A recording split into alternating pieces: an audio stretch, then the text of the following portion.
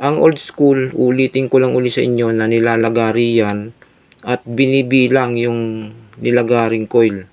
Kung ilang nakuha nilang bilang, yun yung iikot nila. So wala ka nitong makikita kahit na suyurin nyo ang YouTube channel ng iba't ibang vlogger, wala kayong makikita doon na katulad nito. Kaya kung napadaan sa'yo yung ganitong rewinding at interesado ka, tutukan mo lang, subaybayan mo para matuto ka rin ng ganitong technique.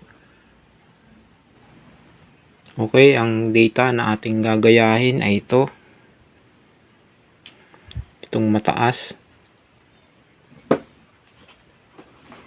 Bali yung nakuha natin na data nya, yung running 875, divide natin sa 4, bali meron tayong 218.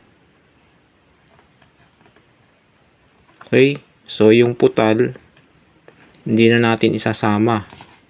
So yung 218 dito, yan yung iikot natin sa unang ikot. So bali meron tayong apat na iikot na 218. Number 36 yung ating gagamiting magnetic wire.